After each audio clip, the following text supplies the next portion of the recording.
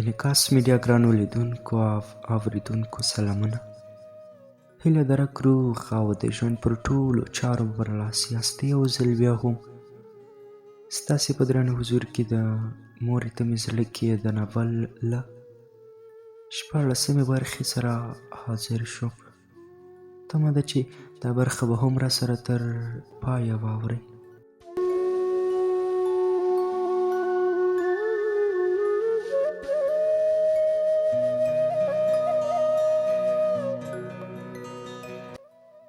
هغوی لاړل. په کلي کې مې د یوه خټګر سره دیالي شروع کړه چې د کور خرڅ پرې روان کړم. پلار مې خپل عمل نه غوښته و، له ما سره پیسې نه وې.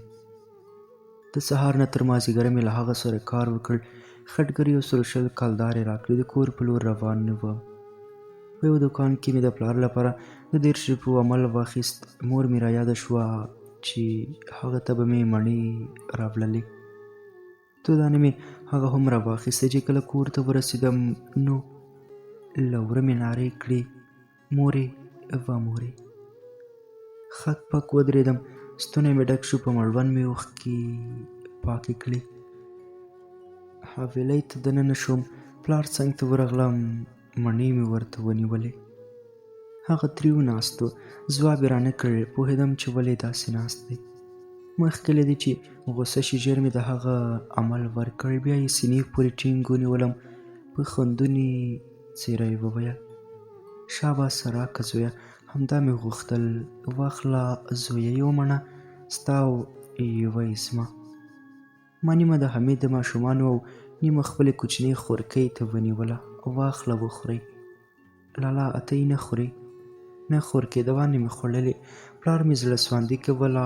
یوه شېبه مې داسې فکر وکړ چې هغه بالکل روغ دی، هېڅ نوعه ناروغي نه لري. خو یو څه مې زده کړل چې هغه به په ښه خوراک او د عمل په رسېدو خوشحالېږي. تر یوې اونۍ پورې مې کار وکړ. د هغه هر اړتیا مې پوره کوله. هغه هم غلی و. وروسته هغه خټګر 2 ورځې رخصتي راکړه او وزګار پاتې شوم. نغدې ختمې شوې. پلار مې په قهره ناست و. ورېندارې مې ورته یخه ډوډۍ راوړه او هغه خو به په غوړو کې سره کړې خوړله. نو ویې ویل، دا خو یخه ده، ولې؟ ورېندارې مې وویل، کاکا غوړي نشته ځکه مې یخه راوړله.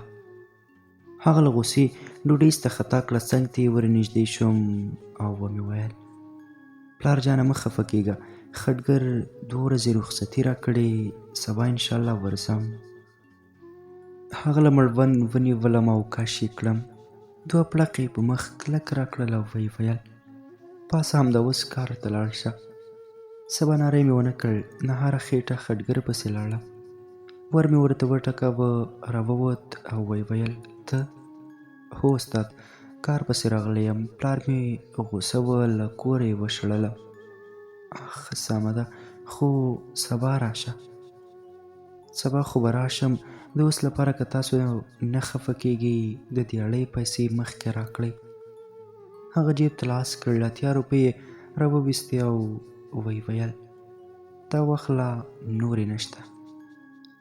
مننه مې ترې وکړه. په تلو کې یې راته وویل، واوره سیره، غرمه د ډوډۍ را سره وخوړه بیا لاړ شه.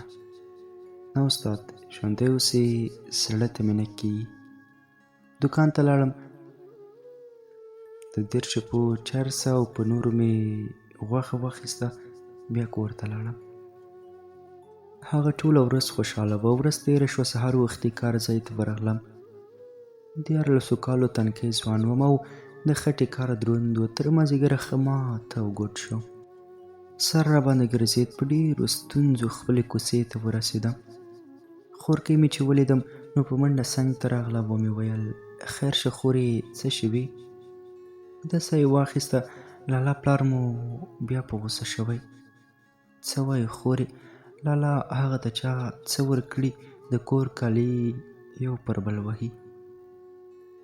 ښه ته ارامه اوسه، راځه چې ورځو. له دروازې دننه شوم. هغه بې حاله و. اعصاب یې بالکل له لاسه ورکړي وه. هر څوک به چې ورته نږدې کېده وهه به یې. یوه بوډۍ ښځه راغله او ویې ویل، زویه، دا هماغه کسان وه چې ستا پلار ته یې په ځوانۍ کې د لیونتوب مواد ورکړي وه. اوس چې دې پلار وپېژندل نو بیا یې ورته پچکاري وکړه او دا دی بې حاله شو. هو ترورې ته یې پېژنې؟ هو مګر چېرته یې ولټوم، خدای دې دوی تباه کړي. زه ځم چې ناوخته ده. هغې امسا واخیسته او لاړه. لاس مې د زنې لاندې ایښی و او د ده د علاج په سوچ کې ډوب وم. د شپې 12 بجې شوې. ستړیا مې له ذهنه نور فکرونو ایستلی و. په همدې شېبه کې د سپو چونګهاری ترې غوږ شو. ژر د باندې ووتم چې کتل مې 3 دانې کوترې په حویلۍ کې ګرځېدې. پلار سره مې د بېلچې لاس کوي و، هغه یې ورته خوروه او دوی به ورسره مستي کوله. ناڅاپه یې په وهلو شروع کړه. چیغه مې کړه نه، صبر شه، مه یې وهه کنه ګناه لري. زما یې کله منله. 3 وړې یې مردارې کړې. پلار مې خپل کټ ته لاړه او ویې ویل دغو سپیو ټوله شپه غپاره یې کوه. ما هم ورته چاره وکړه. د هغو په لیدو خواشینی شوم. لړزه راباندې راغله. خپلې خونې ته لاړم. بړستن مې له ځانه تاو کړه. الله تعالی ته په زاریو شوم.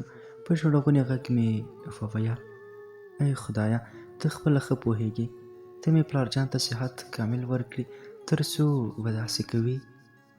تر سهاره مې له خفګانه تبه کړې وه. چې کله لمانځه ته پاڅېدم دوی ته مې پام شو چې ټول شخ شخ پراته وه. په ډېره ستونزه مې یوه بوجۍ کې واچول او په یو پټي کې مې ښخ کړل.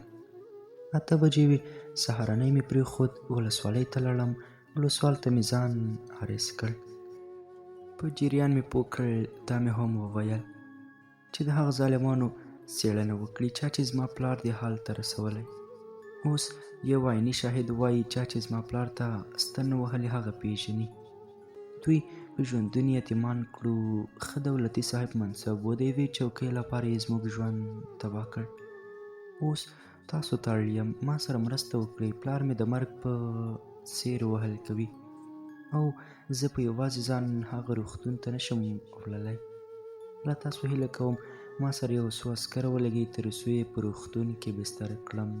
هغه وویل صبر.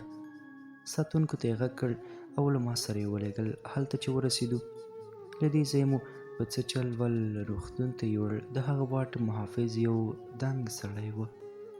نوموړی سړی د سړک غاړې ته راووت چې پلار مې له موټره ښکته کړي. خو د پلار مې خوښه نه وه چې ښکته شي. دنګ سړي وویل له موټره ښکته شه. هغه د نه په بڼه سره وښوروه. د په زور سره هغه له مړوند ونیوه او کش یې کړ. پلار مې د ښکته کېدو سره سم دنګ سړی له پښو ونیوه او په ځمکه یې وویشت. عسکرو یوې او بلې خوا منډه کړه. د هغوی امیر عسکرو ته په غوسه شو او ویې ویل ولې تښتئ؟ هغوی بیرته راغلل او په ستونزه یې ولچک کړ. بیا یې رواني واټ کې بستر کړ. عسکرو د 500 روپو غوښتنه وکړه. ومې ویل ما سره خو 200 روپۍ دي، دا واخلئ او 300 به هغه وخت درکړم چې کار مې وکړ. نو ولسوالۍ ته به یې درولېږم. یو عسکر له غوسې ټوپک راپسې اوچت کړ. له ویرې مې خپاره لاسونه مخ ته ونیول او په ټیټه غږ مې وویل ولې تاسې ته دولت معاش نه درکوي؟ هغوی چوپه خوله حرکت وکړ. ډاکټر څنګ ته ورغلم. هغه راته نسخه ولیکله او ویې ویل لاړ شه دغه درمل راوړه. حیران شوم. اوس دوا په څه واخلم؟ درملتون ته لاړم. دوا د 1.5 روپو وه. هغه ته مې وویل ما سره خو پیسې نشته، یو کار به وکړو، 2 ورځې به در سره مزدور شم. هغه وویل هیڅ خبره نه ده، چې کله الله تعالی درکړي به یې راوړه. له هغه مې مننه وکړه او دوا مې ډاکټر ته یوړه. ډاکټر وویل دوا دلته کېږده، 1 اونۍ او بله اونۍ به د مریض پوښتنې ته راځي. نور نو تا ته اړتیا نشته چې دلته ایسار شي، ته تللی شي. د پلار څنګ ته لاړم. هغه ته مې وویل زه درنه ځم او انشاءالله بله اونۍ به راځم، په ځان پام کوه. هغه ځواب رانه کړ. مازدیګر و چې کور ته لاړم. تر 2 بجو پورې مې د خټګر سره کار وکړ. د اونۍ په اخره کې مې 300 د ولسوالۍ عسکرو ته ورکړې او له هغه وروسته مې صحت عامې ته لاړم. درملتون والا څخه مې مننه وکړه او د هغه پیسې مې هم ورکړې.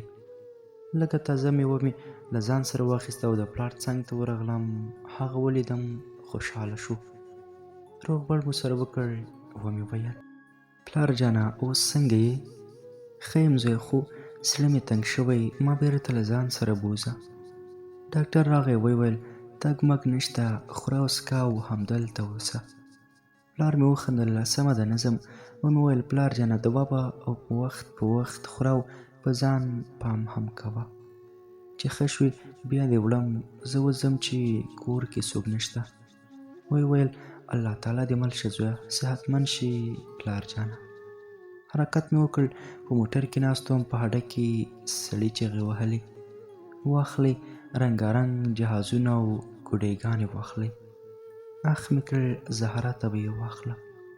له ښیښې مې سر وویست، ورغږ مې کړ کاکا. هغه ما ته وکتل، اشاره مې وکړه دلته راشه. راغی و له دواړو څخه مې یو ترې واخیست. موټر حرکت وکړ، د رسېدو سره سم ژر له موټره ښکته شوم. وڅېره مې د خوښۍ موسکا خوره وه. غوښتل مې زهرا حیرانه کړم. کوڅې ته داخل شوم. کله چې د وره مخې ته ورسېدم ور مې خلاص کړ. زهرا ناسته وه او ژړل یې. ژر مې غېږ کې پورته کړه او ومې ویل ته ولې ژاړې؟ هغې وویل ته چېرته تللی وې؟ اخ خورې ته د دې لپاره ژاړې؟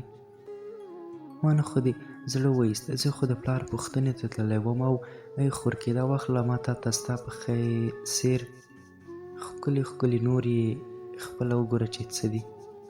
په لیدو یې حیرانه شو. ویې ویل اخ څومره ښکلي دي، مننه ګل لاله. هو ډېر ښکلي. او تا څه وویل ګل لاله؟ هو ولې ګل لاله درته نشم ویلی؟ ولې نه خور جانې ته خبر یې، ما به ګل لاله ارمان ورور ته ویل. زړه مې را ډک شو، سر مې ښکته کړ، اوښکو زما نه منله او لپې لپې روانې وې. په داسې انداز مې پاکې کړې چې زهرا پرې پوهه نه شي. خو هغې ولیدې او ویې ویل څه وشول وروره؟ دا اوښکې د ارمان لاله لپاره وې. خو ته مه خفه کېږه خورکۍ، تا به اوښکو تویولو ته نه پرېږدم. اوس راځه چې ډوډۍ وخورو. وروسته له خوړو ناوخته و، شپه راغله او ویده شو. سهار وختي کار ته لاړم. مازدیګر و چې راتلم. په کوڅه کې زهرا لوبېده، په منډه راغله او راغاړې وته. دا له روغتونه راغی. ومې ویل څه ته رښتیا وایې؟ درځه چې کور ته ځو. په رښتیا هم ډېر حیران شوم. ومې ویل پلار جانه ته خو روغتون کې وې او ستا هغه درمل څه شول؟